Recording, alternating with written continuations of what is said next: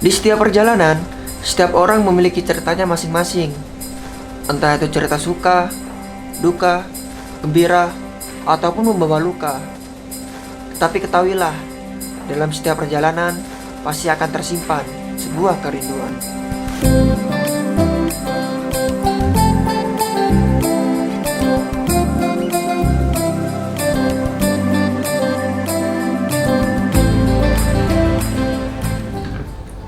Hai.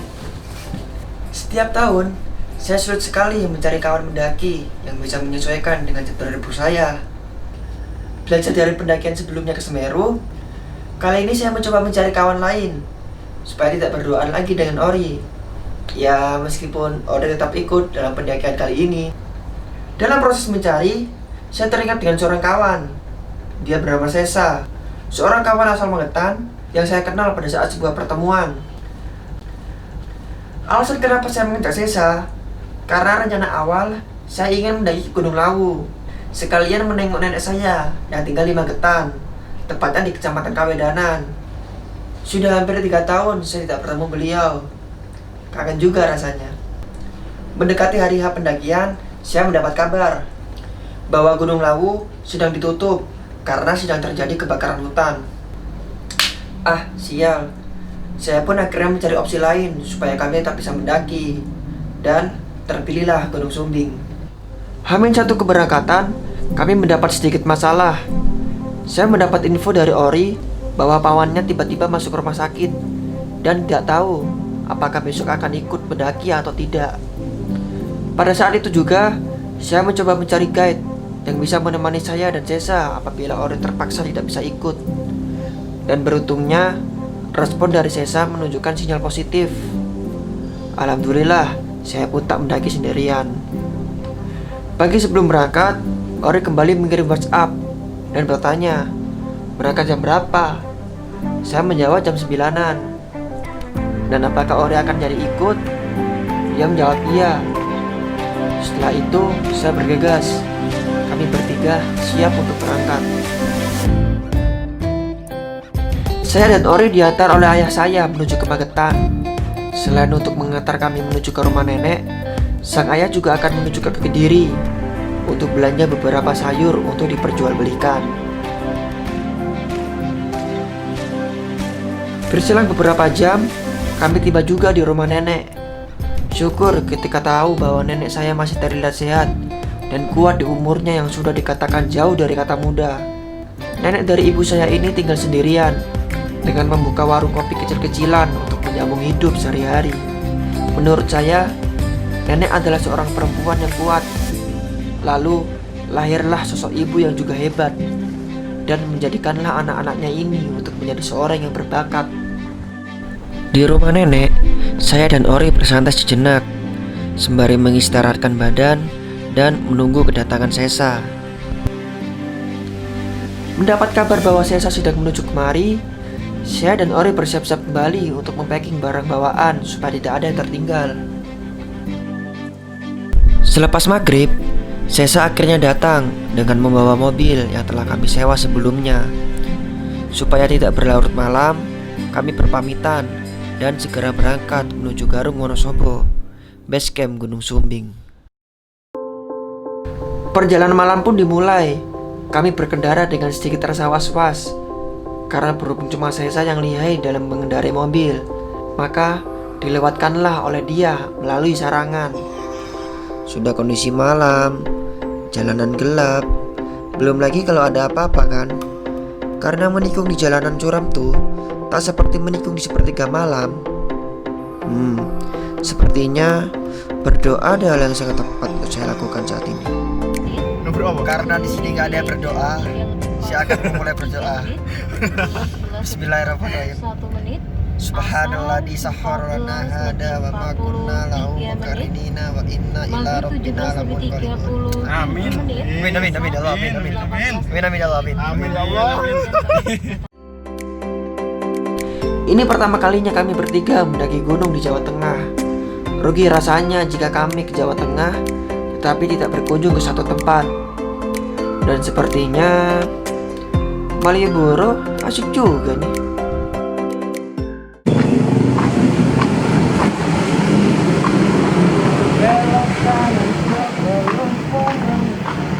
Nang di bro, nang di. Di Malioboro. Nang di ye. Kita harus repot. Nang di.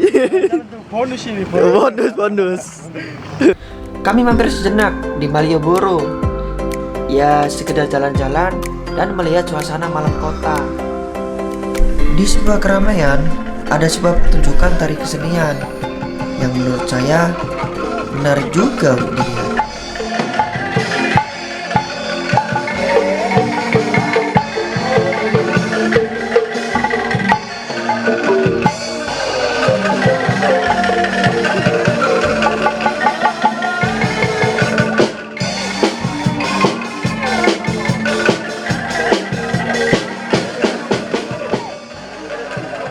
Tak berlama-lama mencuci mata, kami harus melanjutkan perjalanan. Sekitar pukul 2:30 dini hari, kami tiba di base camp Gunung Sumbing. Sudah terlalu larut malam untuk bersantai, dan belum ada juga dari kami yang beristirahat. Maka, kami beristirahatlah di dalam base camp. Karena esok pagi, kami harus siap melakukan pendakian. Pagi hari pun tiba. Keluar base camp, saya langsung disuguhkan dengan pemandangan lapangan hijau yang luas dengan latar belakang Gunung Sindoro yang terlihat gagahnya. Oh, sungguh indah sekali. Lama rasanya tak melihat pemandangan seperti ini. Dan kulihat pagi ini, ramai sekali orang berdatangan ke desa ini. Ternyata di sini sedang ada acara besar, yaitu acara pengajian akbar se-Kabupaten Wonosobo, dan para penduduk lokal sibuk dengan acara tersebut.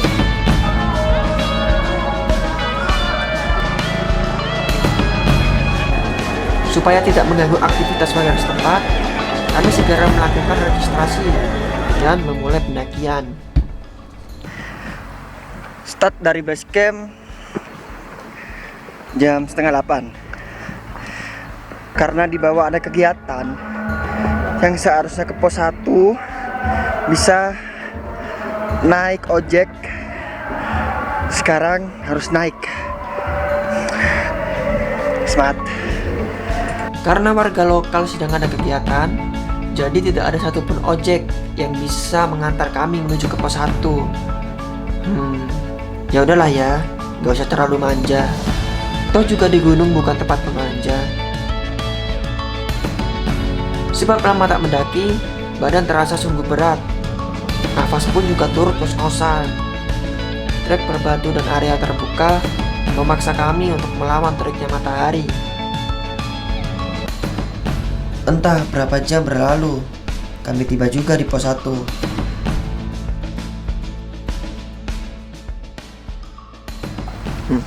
Makasih mas ya. Dari mana? Dari Bandung. Pada saat bersantai, kulihat Ori dengan Sesa sudah mulai akrab nih. Padahal baru kali ini mereka saling bertemu. Cie, mulai akrab nih cie. Cicuit. Buat yang belum tahu, naik ke Gunung Sumbing, sumbernya cuma di pos 1. Jadi lebih dari pos 1 nggak ada sumber lagi. Dari pos 1 ke pos 2 mulai 10:30. Selepas mengisi air dan dirasa cukup beristirahatnya, kami melanjutkan perjalanan kembali. Menuju ke pos 2, trek sudah dipenuhi dengan pepohonan. Matahari pun tak langsung menyengat seperti trek sebelumnya. Kami mendaki terbilang cukup santai. Selain karena punya banyak waktu, kami sangat menikmati pendakian kali ini. Ayo mas, ngapain mas? Mas ngapain mas? Ini, Mas ngapain? Ngapain ini mas? Kita itu masih di sini. Oh gitu mas. Masih di sini. Putih setengah lagi sampai pos 2. Oh masih jauh mas ya? Mas jauh banget. Semangat mas ya. Oke mas. Sasa, kamu tahu nggak? Apa? Persamaan mendaki gunung sama cewek. Apa? Sama-sama butuh perjuangan. Asik. Sekitar 2,5 jam perjalanan, kami tiba di pos 2. Sembari meletakkan tas karier yang menyiksa punggung kami selama pendakian, tak afdol jika tidak menikmati pemandangan Gunung Sindoro yang sedari awal menemani kami. Setelah dirasa cukup beristirahat, kami harus melanjutkan perjalanan menuju ke pos 3, tempat di mana kami akan bermalam di sana. Dari pos 2 ke pos 3 jam 12.49.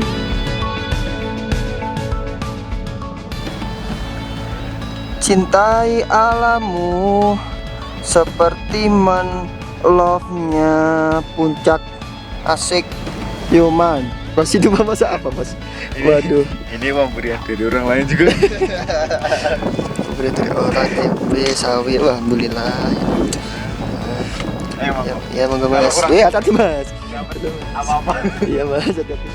Tak membutuhkan waktu lama, kami tiba juga di pos 3. Berikut dengan awan hitam yang menyusul keberadaan kami.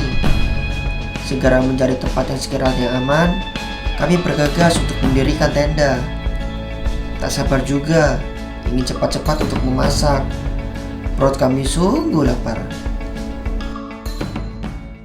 Masak guys, sekali-sekali makan enak di gunung kan. Jangan cuma Indomie. Nah, makan enak. Tapi ini saya lihat-lihat kok banyak plastik ya mas. Jero pasti itu proses. Lu proses ya, belajar, mas belajar, mantap. Namanya juga belajar. Nah, setidaknya kita mengurangi mas dan tidak membuang sampah di gunung mas ya. Oke mas, mantap. Dikarenakan Ori lebih jago dalam hal memasak dan sepertinya sisa juga sungguh antusias, maka merekalah yang akan membuat masakan.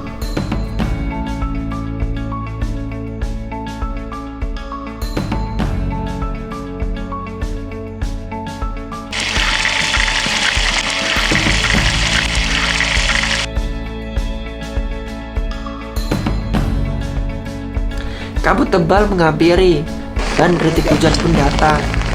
Karena tidak membawa flysheet, kami cuma mengandalkan double layer dari tenda kami dari hujan. Kami pun terpaksa melanjutkan memasak di dalam tenda. Memang berbahaya sih memasak di dalam tenda, tapi karena keterpaksaan dan perut yang sudah lapar, kami lebih baik memasak di dalam tenda daripada mati kelaparan. Tapi ini dalam keadaan terpaksa ya kawan. Masakan seadanya dari mereka pun akhirnya matang. Makan ditemani dengan suara rintihan hujan membuat suasana menjadi sangat nikmat. Dan ketahuilah, ini pertama kalinya saya makan seenak ini di gunung. Ya meskipun tak semewah restoran, tak seenak masakan ibu, dan tak sespesial buatan pasangan, tapi percayalah, makanan apapun yang dimakan di gunung ada salah satu makanan terenak yang pernah ada. Selesai makan, hujan pun turut reda. Kami menaruh semua sampah, sisa makanan, dan peralatan masak di depan tenda supaya kami bisa leluasa beristirahat dan tidak membuat tenda kotor dan berantakan. Malam pun tiba dan suhu mulai dingin. Kami segera untuk beristirahat dan mengisi tenaga buat keesokan hari. Di saat pulas-pulasnya tidur, tiba-tiba Ori membangunkan saya. Dia bilang dia mendengar ada sesuatu di sekitar tenda. Karena mata masih terasa berat, saya menghiraukannya. Dengan setengah sadar, ternyata benar ada suara endusan mengitari tenda. Seketika, saya melihat peralatan memasak kami berantakan dan tidak ada makanan yang tersisa. Tenda kami diserang oleh babi hutan. Woi, sumpah babi, sumpah demi Allah. Sumpah demi Allah babi, sumpah ya. Iya ya, serangan Demi Allah, demi Allah, ada babi. Udah berantakan semua babi, sumpah. Kami pun kebingungan bagaimana caranya supaya babi hutan ini pergi dari tenda kami. Akhirnya kami memutuskan untuk bersama-sama keluar tenda dengan alasan mungkin babi hutan akan takut jika kami bersama-sama. Barusan jajan serang babi. Semua tolol semua itu di dalam.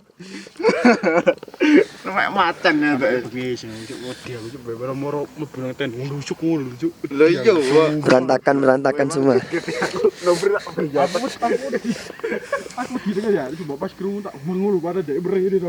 Kami pun juga menjauhkan bekas sisa makanan dan sampah dari tenda dan juga menggantungkan makanan yang tersisa di atas pohon. Setelah itu, kami kembali ke dalam tenda. Sulit untuk tidur kembali karena masih was-was apabila babi hutan itu datang kembali. Setelah beberapa menit tidak ada tanda apapun, dengan sendirinya Kami tak tidur karena kelelahan.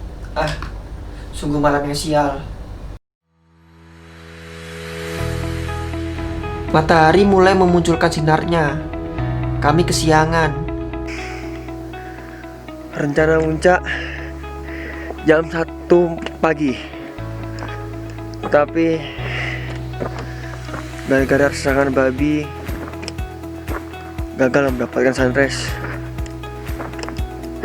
Rencana tinggal rencana, tapi tak apa. Memang pada dasarnya kehidupan tak selalu sejalan dan sesuai dengan ekspektasi kita. Akan selalu ada rintangan dan cobaan yang tak terduga. Yang terpenting, kita harus tetap menjalani kehidupan yang ada. Jangan berputus asa, hadapi apa yang ada di depan mata.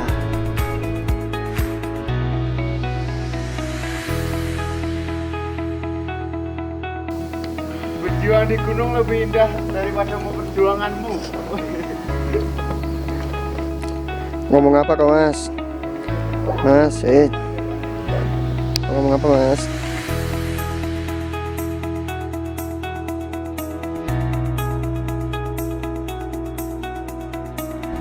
Tak lama, kami tiba di pos 4. Dan uniknya, di sini cuma ada tanda yang ditempel di atas sebuah batu besar yang menunjukkan bahwa disinilah pos 4 berada. Sesa mengeluh lututnya mengalami kesakitan. Entah karena apa, tapi dengarkan kata dia. Buat para pendaki, sebelum berangkat jangan keluarkan hal-hal yang berbau lengket. Karena itu mengurangi pelumas.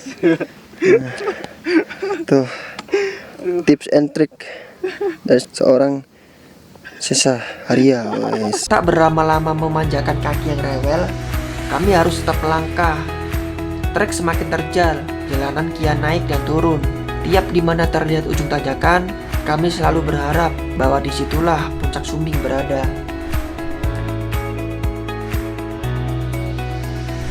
Setelah melewati beberapa tanjakan, akhirnya kami tiba juga di puncak Gunung Sumbing.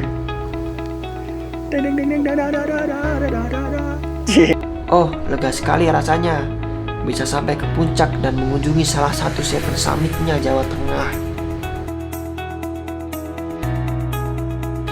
Setiap orang berhak untuk merasa senang, lega, atau bahkan sedikit norak ketika telah mencapai puncak. Entah itu puncak gunung ataupun puncak karir dalam hidupnya. Karena mereka tidak tahu roda kehidupan akan tetap berhenti di atas atau kembali bergulir ke bawah. Tapi sadarlah, lihatlah ke bawah. Itulah kehidupan kita sebelumnya. Kehidupan yang benar-benar nyata bahwasanya kita telah berproses. Dengan itu, kita bisa lebih menghargai orang-orang yang masih berada di bawah atau sedang menggapai puncaknya.